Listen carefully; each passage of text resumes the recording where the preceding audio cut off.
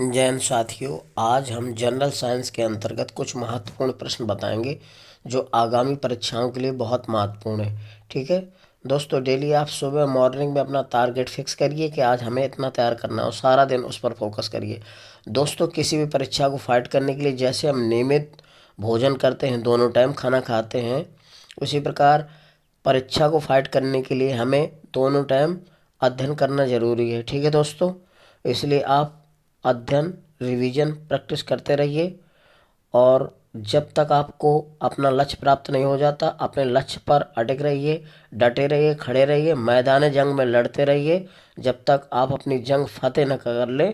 इसीलिए कहते हैं दोस्तों, कर दिखाओ कुछ ऐसा कि सब करना चाहें आप जैसा। ठीक है दोस्तों, देखिएगा पहला क्वेश्चन कह रहा है पैरासीटामोल प्रयुक्त होता है। जो पैरासीटामोल होता है तो किसके रूप में प्रयुक्त होता है? तो ये ज्वरनाशी के रूप में प्रयुक्त होता है। दोस्तों, ज्वरनाशी का मतलब होता है जिसको ज्वर बुखार आता है, फीवर, उसमें प्रयुक्त होता है। जो फीवर वाली टैबलेट दवाएं बनती हैं उसमें पैरासीटामोल मिला होता है। पैरासीटामोल का मेन काम होता है बढ़े हुए टेम्परेचर, तापमान को कम करना। ठीक है दोस्तों, जब फीवर आता है तो हमारे शरीर का टेम्परेचर बढ़ जाता है, तो ज्वरनाशी जो दवाएं होती हैं वो टेम्परेचर को कम करती हैं। तो पैरासीटामोल का काम होता है टेम्परेचर, तापमान को कम करना और दर्द को कम करना। ठीक है दोस्तों, अगला है, आप देखिएगा, निम्नलिखित में से किसका प्रयोग प्राकृतिक एंटीऑक्सीडेंट के रूप में होता है?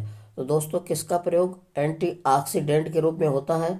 तो ये ध्यान रखिएगा, स्कार्बिक अम्ल के रूप में होता है इसका प्रयोग। ठीक है, स्कार्बिक अम्ल का प्राकृतिक एंटीऑक्सीडेंट के रूप में प्रयुक्त होता है। जो स्कार्बिक अम्ल होता है ये विटामिन, जो खट्टे रसीले फल होते हैं जैसे नींबू है, आंवला है, संतरा हो गया, टमाटर, इनमें पाया जाता है विटामिन सी, जो एंटीऑक्सीडेंट का काम करता है शरीर में। ठीक है, रोग प्रतिरोधक क्षमता को बनाए रखता है और एंटीऑक्सीडेंट के रूप में कार्य करता है। तो स्कार्बिक अम्ल होता है जो एंटीऑक्सीडेंट के रूप में कार्य करता है। ये तुम्हारा विटामिन सी का रासायनिक नाम होता है स्कार्बिक अम्ल। ठीक है, ये खट्टे रसीले फलों में पाया जाता है, जैसे नींबू हो गया, संतरा हो गया, आंवला में सबसे ज़्यादा विटामिन सी पाया जाता है। ठीक है, विटामिन सी का रासायनिक नाम होता है स्कार्बिक अम्ल। अगला है, पदार्थ जो शरीर का ताप कम करता है क्या कहलाता है? तो दोस्तों, शरीर का जो ताप कम करता है वो ज्वरनाशी कहलाता है। ध्यान रखना, क्या कहलाता है? ज्वरनाशी। पदार्थ जो शरीर का ताप कम करता है क्या कहलाता है? ज्वरनाशी। ठीक है, अगला, टू एसिटाक्सी बेंजोइक अम्ल का कार्य क्या होता है? दोस्तों, ये जो होता है काम किसका काम करता है, ये ध्यान रखिएगा। तो ये आपका पीड़ाहारी और ज्वरनाशी, पीड़ाहारी और ज्वरनाशी का काम करता है, यानी कि पहला विकल्प सही हो जाएगा। ठीक है साथियों, अगला है, आयोडीन का टिक्चर क्या है? टिंचर या टिक्चर कहा जाता है दोस्तों। आयोडीन का टिंचर क्या है? टिंचर। तो दोस्तों, ये आयोडीन का एल्कोहल विलयन होता है। ध्यान रखना, आयोडीन का टिंचर, ये टिक्चर क्या होता है? आयोडीन का एल्कोहल विलयन होता है।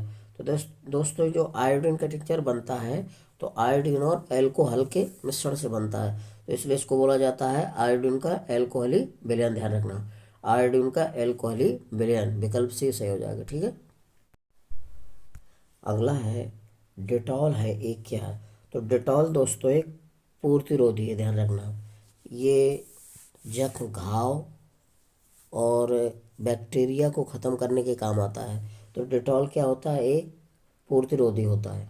ठीक है, डेटॉल क्या है? पूर्तिरोधी है। निम्न में से कौन सा प्रतिजैविक नहीं है? तो दोस्तों ध्यान रखना, ऑक्सीटॉक्सिन ये प्रतिजैविक नहीं है। पेनिसिलिन होता है, पेनिसिलिन होता है प्रतिजैविकी, और ऑक्सोफ्लॉक्सिन होता है, एरिथ्रोमाइसिन होता है, लेकिन ऑक्सटॉक्सिन नहीं होता। ये प्रतिजैविक नहीं है, भी सी विकल्प से हो जाएगा। ठीक है, अगला है, बारब्यूटिक अम्ल का प्रयोग किस रूप में किया जाता है? तो दोस्तों ध्यान रखना, ये प्रशांतक के रूप में प्रयोग किया जाता है। बारब्यूटिक अम्ल का प्रयोग किस रूप में किया जाता है? प्रशांतक के रूप में। अगला है, निम्न में से कौन सा विस्तृत स्पेक्ट्रम प्रतिजैविक नहीं है? निम्न में से कौन सा विस्तृत स्पेक्ट्रम प्रतिजैविकी नहीं है? तो दोस्तों, पेनिसिलिन पहला सही है इसका। ये जो होता है पेनिसिलिन क्या है? स्पेक्ट्रम प्रतिजैविकी नहीं है, ध्यान रखना। प्रतिजैविकी यानी कि प्रतिजैविक नहीं है, जैविक। ठीक है। अगला है फिनॉल का 1% विलयन क्या होता है, तो विसंक्रमक होता है, ध्यान रखना। फिनॉल का 1% क्या होता है, विसंक्रमक, ध्यान रखना, विसंक्रमक होता है।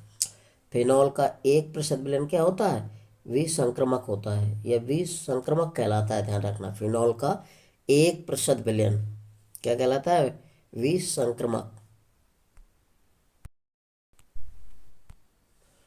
अगला है फिनॉल का 0.2% विलयन किस रूप में कार्य करता है, तो दोस्तों ये फिनॉल का जो है 0.2% विलयन कार्य करता है एंटीसेप्टिक का, ध्यान रखना।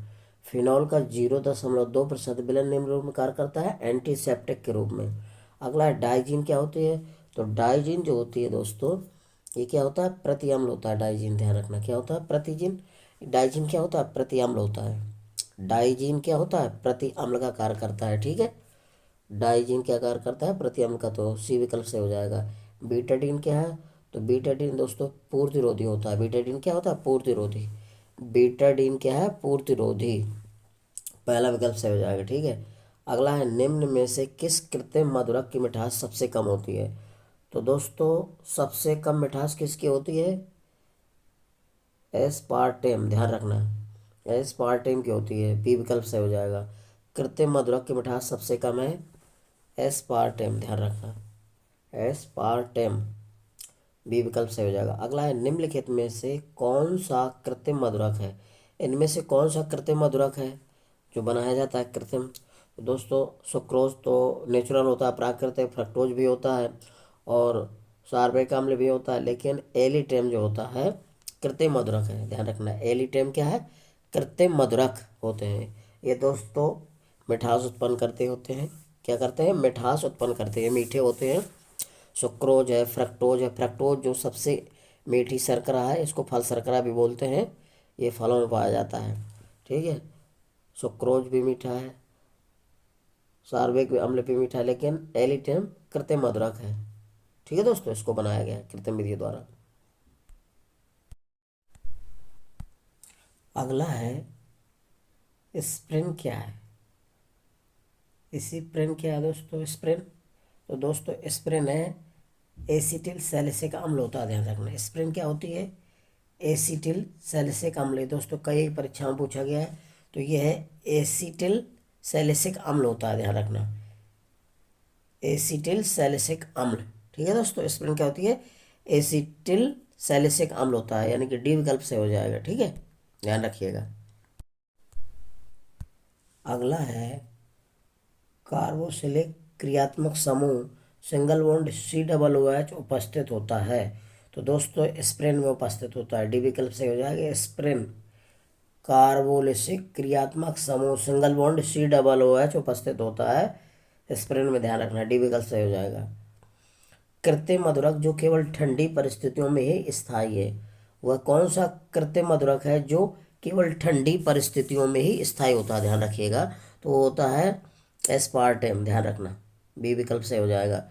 वह कौन सा कृत्रिम मधुरक है जो केवल ठंडी परिस्थितियों में ही स्थायी होता है, तो एस्पार्टेम, ध्यान रखना, एस्पार्टेम, बी विकल्प से हो जाएगा, एस्पार्टेम। ठीक, ध्यान रखिएगा। अगला है निम्न में से कौन सा फाइबर पॉलीइमाइड से बना होता है, कौन सा फाइबर पॉलीइमाइड से बना होता है, तो नायलॉन दोस्तों पॉलीइमाइड होता है, ध्यान रखना, नायलॉन पॉलीइमाइड से बना होता है, ध्यान रखना। फाइबर पॉलीइमाइड से बना होता है कौन सा, नायलॉन, ध्यान रखना, सी विकल्प से हो जाएगा। अगला है निम्न में से कौन सा श्रृंखला वृद्धि बहुलक है, तो दोस्तों ये होता है पॉलीस्टाइरिन, ध्यान रखना। श्रृंखला वृद्धि बहुलक कौन सा है, पॉलीस्टाइरिन, ध्यान रखना। कौन सा श्रृंखला वृद्धि बहुलक कौन होता है, पॉलीस्टाइरिन। अगला है निम्न में से कौन सा जैव निम्नी प्रदूषक है, तो सेलुलोज, ध्यान रखना, ये क्या होना है, सेलुलोज। कौन सा जैव निम्नी बहुलक है, तो सेलुलोज। ठीक है। अगला है निम्न में से कौन सा पूर्ण फ्लोरीनीकृत बहुलक है, निम्न में से कौन सा पूर्ण फ्लोरीनीकृत बहुलक है? तो टेफ्लॉन है, ध्यान रखना। कौन है? टेफ्लॉन। निम्न में से कौन सा पूर्ण फ्लोरीनीकृत बहुलक है? फ्लोरीनीकृत बहुलक है तो टेफ्लॉन है, ध्यान रखना। ठीक है, कौन सा फ्लोरीनीकृत बहुलक है? तो टेफ्लॉन होता है। ठीक है,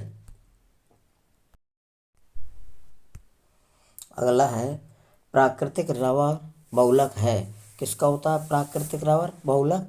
तो दोस्तों ये आइसोप्रेन का होता है, ध्यान रखना। प्राकृतिक रबर रबर बहुलक होता है किसका? आइसोप्रेन का।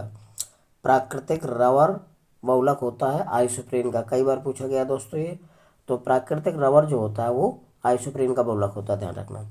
अगला है निम्न में से किसका उपयोग नॉन स्टिक बर्तन बनाने में किया जाता है? किसका उपयोग नॉन स्टिक बर्तन बनाने में किया जाता है? तो दोस्तों ध्यान रखना, पॉलीटेट्राफ्लोरोएथिलीन का उपयोग किया जाता है, ध्यान रखना। डी विकल्प सही है, पॉलीटेट्राफ्लोरोएथिलीन। पॉलीटेट्राफ्लोरोएथिलीन का उपयोग किया जाता है, ध्यान रखना। आर्लॉन बहुलक क्या है? तो दोस्तों ये एक्रिलोनाइट्राइल का होता है, ध्यान रखना। आर्लॉन बहुलक क्या क्या होता है? आर्लॉन बहुलक होता है एक्रिलोनाइट्राइल। एक्रिलोनाइट्राइल का होता है, डी विकल्प से हो जाएगा, ध्यान रखना। अगला है बेकिलाइट फिनॉल की क्रिया किससे कराने पर बनता है? तो फार्मेल्डिहाइड से, ध्यान रखना। तो बेकिलाइट कैसे बनता है? तो जब फिनॉल फार्मेल्डिहाइड से क्रिया करता है तो बेकिलाइट बनता है, ध्यान रखना। फिनॉल की क्रिया फार्मेल्डिहाइड से होती है तब बेकिलाइट बनता है, यानी कि फिनॉल और फार्मेल्डिहाइड मिलाकर फिनॉल बना, ओ सॉरी, फार्मेल्डिहाइड और फिनॉल मिलाकर बेकिलाइट बनता है। तो इसका सी विकल्प सही हो जाएगा। बेकिलाइट किससे प्राप्त होता है?